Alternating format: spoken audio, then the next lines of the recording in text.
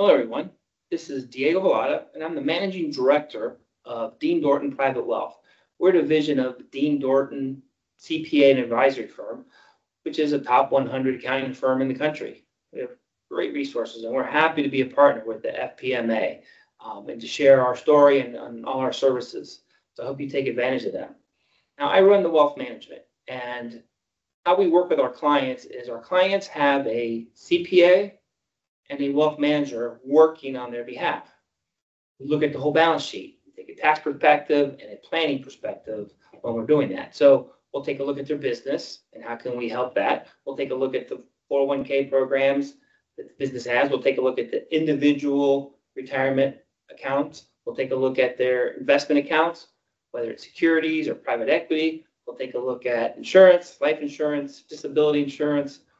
There are ways to save money there. We'll take a look at education planning, legacy planning, take a look at the whole balance sheet, and we even include debt in that. So it's a very holistic approach, and with an accountant and a wealth planner working together, it's a very powerful combination that not a lot of people do. Now, within Dean Dorton, healthcare is one of our largest industries.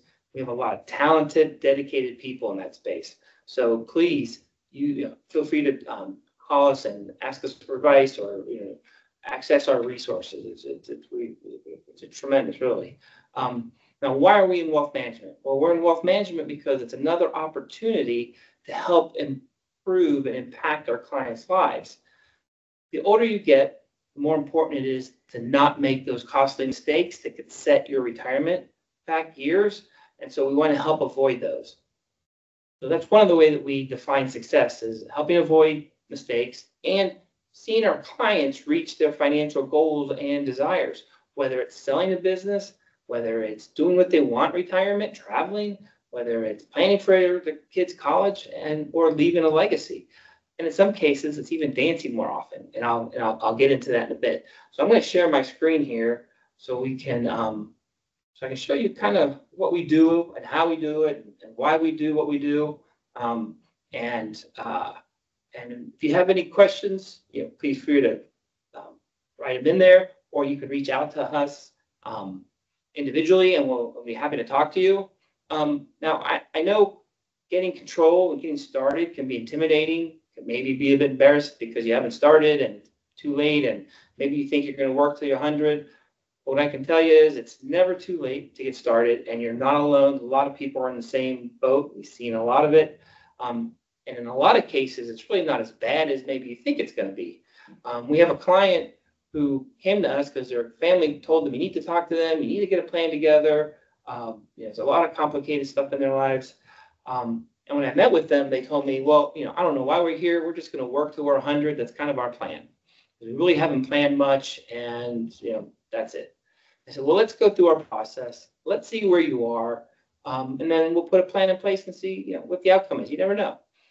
So when we did it, we found out that they're pretty darn close, and they're not as bad as they thought they were. And with a few tweaks here and there, they'll reach their goals, and they can retire when they want, spend what they need to.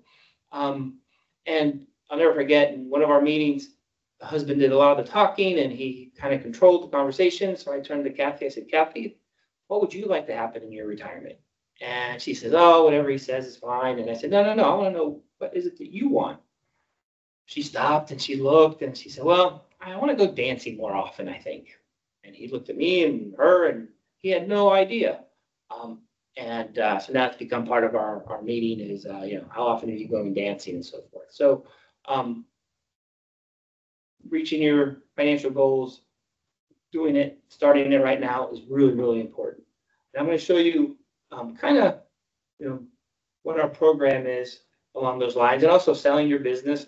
What are some best ways to do that? So the topics we're going to talk about today are 6 steps to take for retirement planning, how to transition your business, what you should be doing, investing in the election. I get a lot of questions on that one. So we'll talk a little bit about each one of those. And we're going to take it from a very 50,000-foot level. I could spend a couple hours on each one of these. And if you want more information, you can just reach out to us. We're happy to talk.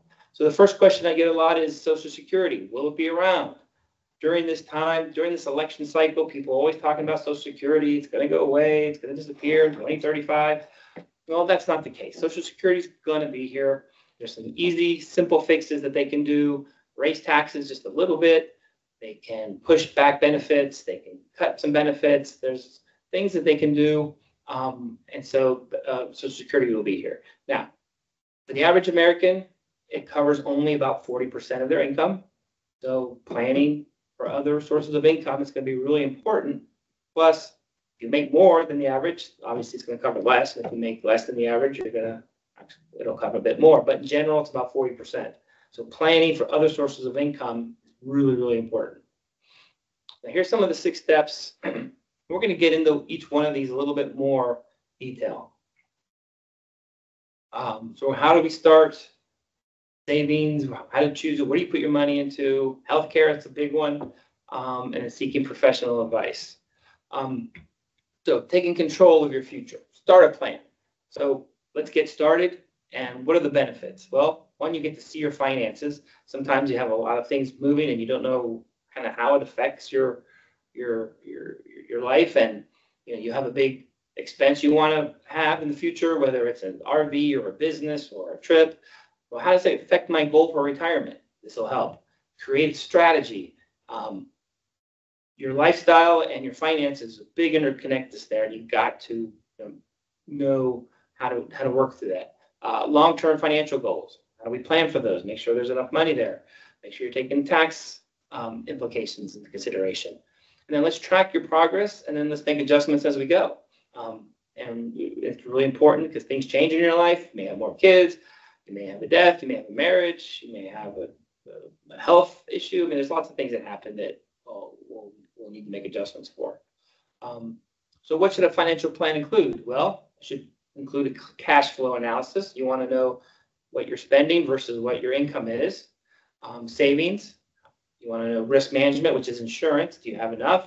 Do you have too much? And that's a big one in the podiatry world, where disability income or disability insurance is something we take a look at, because maybe that's a place where we can save some money. It's getting cheaper. It's getting is it still relevant to what you had? Is there enough there? There's a lot of questions. Have you outgrown it? Is it still cost effective? So there's questions there that we typically answer and look into. Education funding. There's lots of different ways of doing that.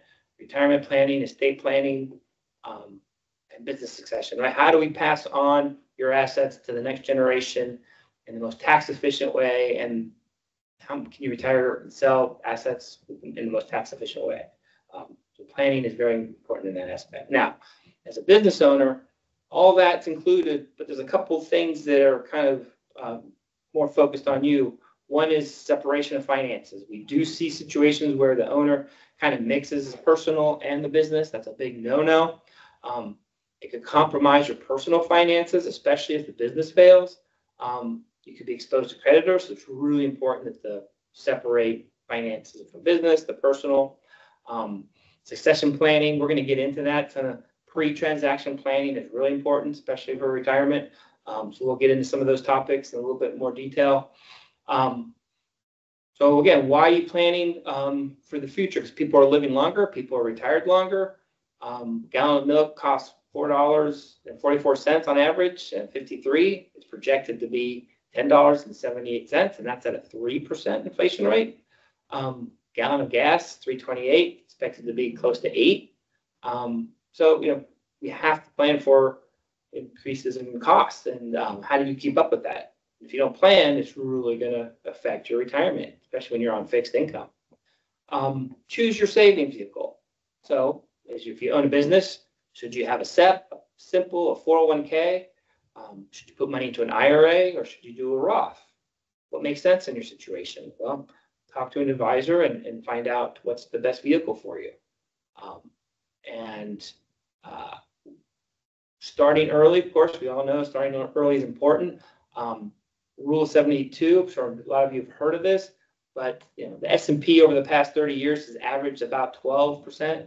So let's assume you get 10% return on average. You'll double your money in 7 years.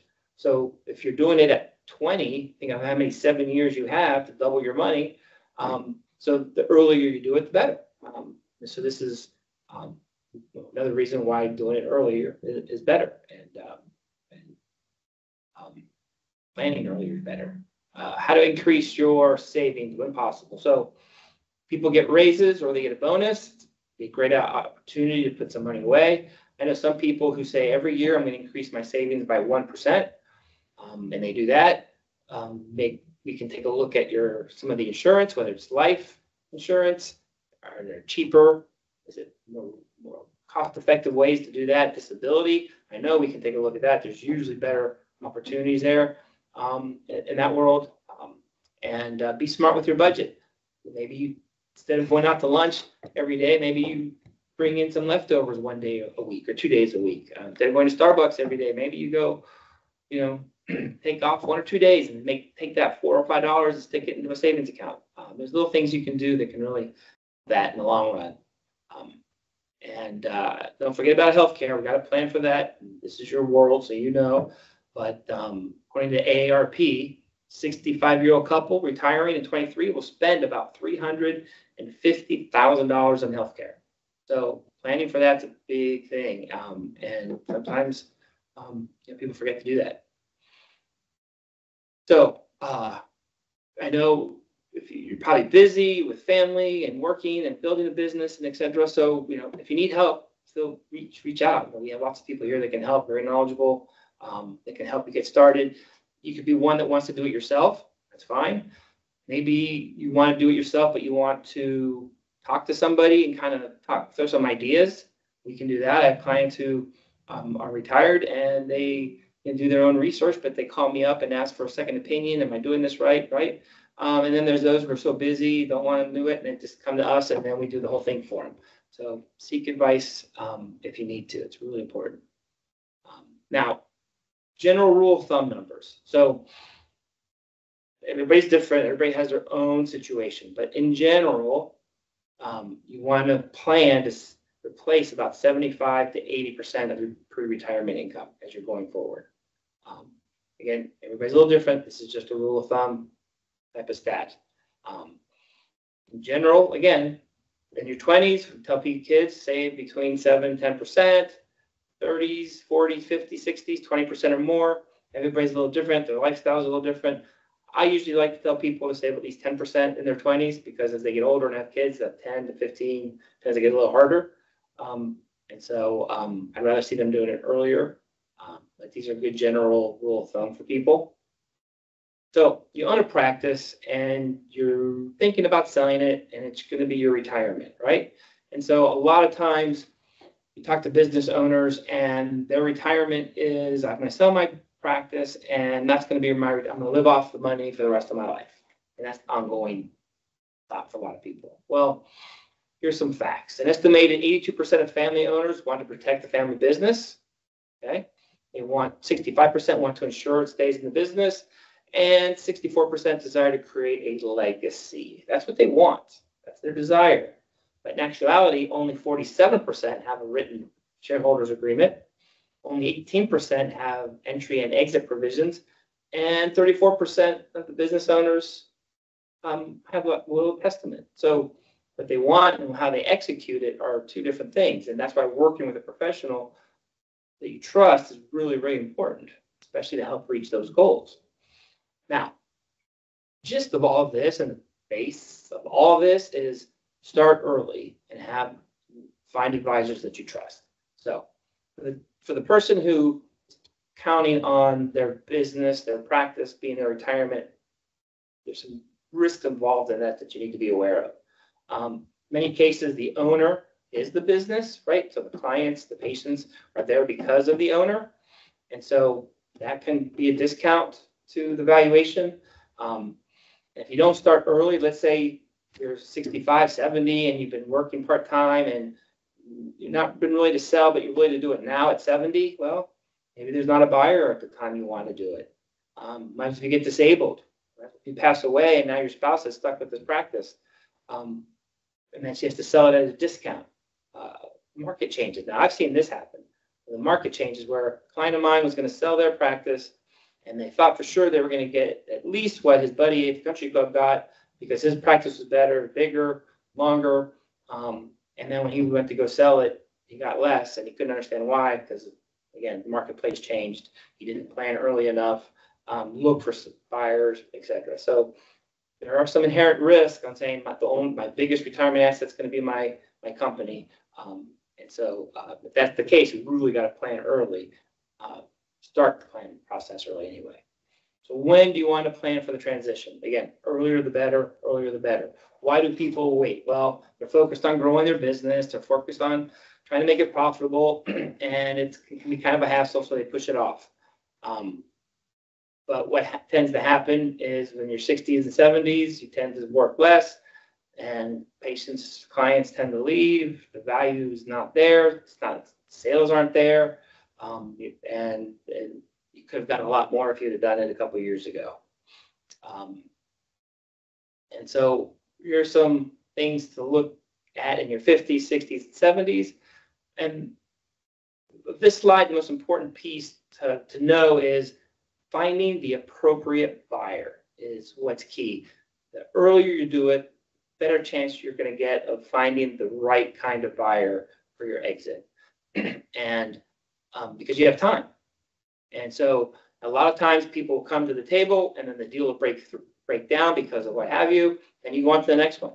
But if you wait until your 70s and you're itching to get out and be done, you may take a bad deal just because you want to be done, and the value of the company may be lower because you haven't been working as hard on it. So these are some of the steps to take.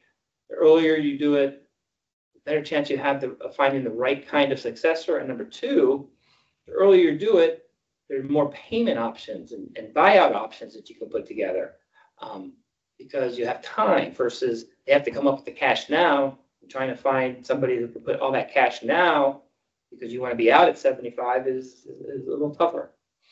And so some considerations you want to think about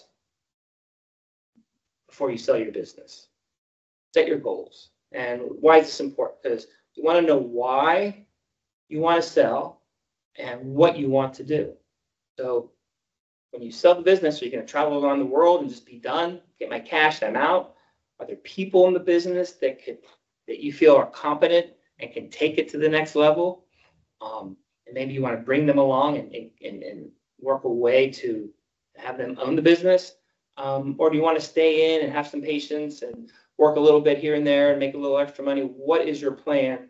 What are your goals? Because by knowing your goals, it's going to help drive your exit strategy, right? So know your goals. What do you want to do? And then we have different exit strategies that'll make sense, that'll help you. So for example, if you have somebody that you think will be capable, will be a good successor, but maybe can't pay the full value right now of the business, I've seen a situation where the owner will sell it to that person for a discount, but will take control of the machines in the business. We'll keep ownership and then leases the machines to the new buyer, to the successor. And so that way, the successor could buy it at a good price, and the previous owner now has a little bit of a cash flow from leasing that equipment back to the company. So there's a lot. By starting early, there's a lot of different things a lot of different strategies we can come up with to make sure it works out with the right kind of buyer. And then transactions bring transitions. And so now you've been working on your business most of your life. Now you're going to do something else. Well, are you having a plan? It's really important. Do you want to do other business ventures? Do you want to invest in, some company, some startup, do something different? Do you want to go into philanthropy? You want to sit on the board? If they're passion projects, do you want to just travel? What do you want to do? Having a plan, knowing the cost, knowing the best, most efficient way to do that. You want to retire to something is always what I tell my clients. Retire to something. You want to be active. You want to have a purpose to get up every day and go do something. Now, because you can play golf every day for so long, and then after a couple months of that, you're like, okay, I want to do something. Let's have a plan, know what some of your interests are. And that will help lower the stress. Asset location managed. So how you structure the ownership of your business matters. It can unlock some wealth. It can help reduce taxes. It can help transfer to the next generation. There's different vehicles we can use. Talk to your tax professional. Talk to a wealth advisor. And there's different ways, depending on your situation, on how we can structure the ownership to maybe take advantage of some of the laws and things like that. The main thing is, right, the reason you're doing this is because you want to keep as much of that wealth as you can when you sell your business.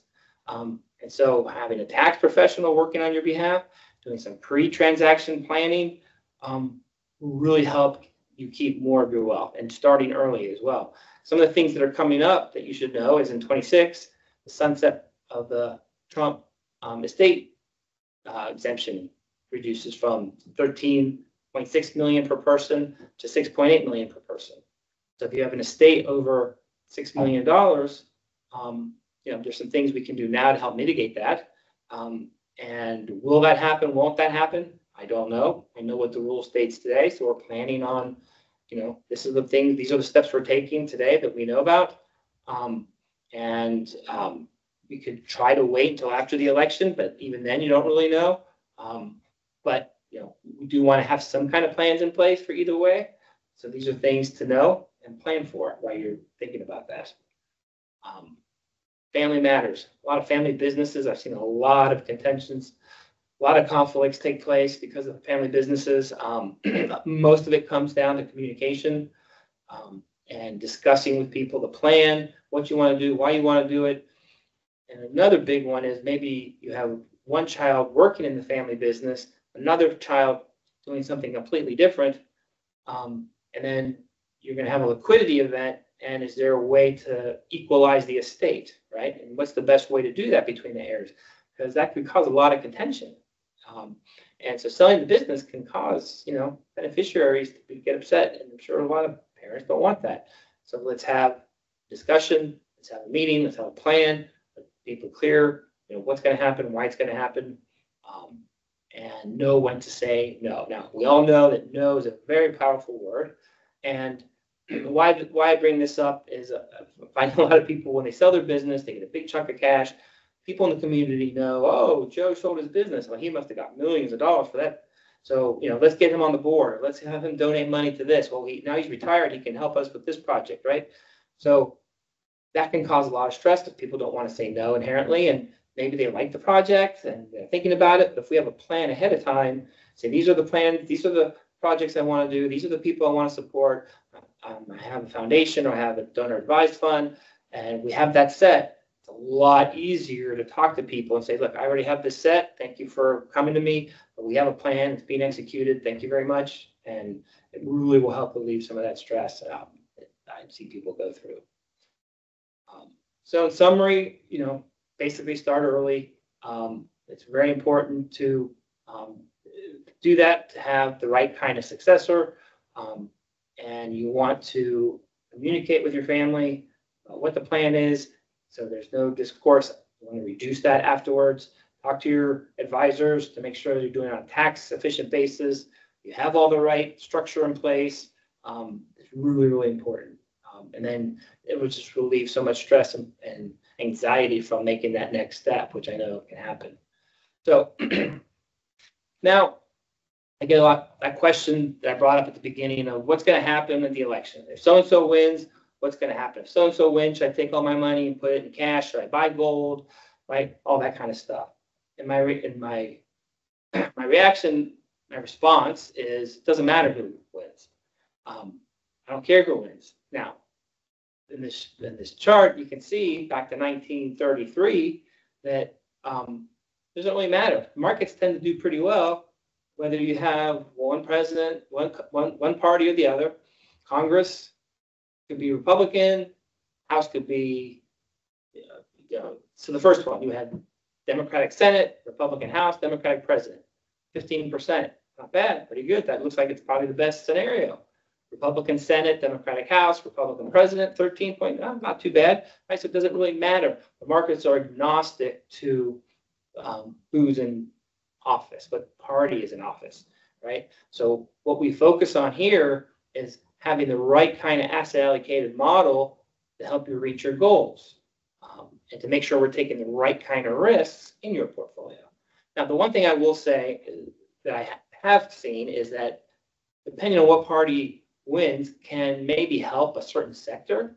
So one party might be good for the energy sector, for pharmaceuticals, another one could be good for technology, another one could be good for industrial. So when we're looking at sector plays, that might make a difference. But in overall indexes and the overall market, it doesn't really matter which party is in power. Now, I do believe on having an asset allocated portfolio, because that's going to help us ride out the ups and downs, and it tends to do very well over time. Now, here's my favorite chart that I use with most of my clients. Is these are the asset class returns since 2009. And you can tell in 2017, the emerging market was the #1 performing asset class. In 2018, it was the worst. 2018, it was cash. 2019, cash was the worst performing asset class. So, and you can see large cap hasn't even been the best performing asset class except for 3 years, 19, 20, actually 2 years, 2019 and 2023. But yet technology, everybody thinks technology, but actually REITs for many years was great. So my point here is we don't know from year end to year and which asset class is going to do the best. If you look in the middle, see a 60-40 portfolio, 60% equities, 40% bonds. It's kind of slow and steady, right? It's going to help protect on the downside. There's not going to be a lot of volatility year over year. Should do pretty well. Then who cares about what's happening? Let the portfolio managers and the asset allocators worry about that. It's going to do pretty well. So when we're taking a look at a 60-40 portfolio, time is key. So if you're looking at it, and here's proof basically. So if you're looking at a portfolio in a 1-year time frame, let's say stocks. So stocks in a 1-year time frame has a huge volatility factor, up 52% with a low of 37%. Look at the 60-40 portfolio, which is gray, up 34%, down 20%. That's a 1-year time frame. So if you have a longer term time frame, chances are you're going to do pretty well. 5-year, 10-year, 20-year. In the 5-year rolling time frame, the 60-40 portfolio has never had a down year. 10-year, never had a down year. 20-year, never had a down year. So chances are, if you're in it for the long haul, you're going to do pretty well. And that's the approach that we take. We want to take the right kind of risk to help you reach your goals, and avoid making the big mistake that can be very costly to you down the road. And so that's my story. I'm sticking with it. If you have any questions, any of these topics, want to spur some other conversations, please feel free to reach out to us. We're here to answer questions. I could probably spend an hour or two on each one of those topics. So this is a very superficial video. Again, and we're going to get a deeper dive. We're happy to do it. Give us a call, and we are looking forward to working with everybody in the association. Have a good day.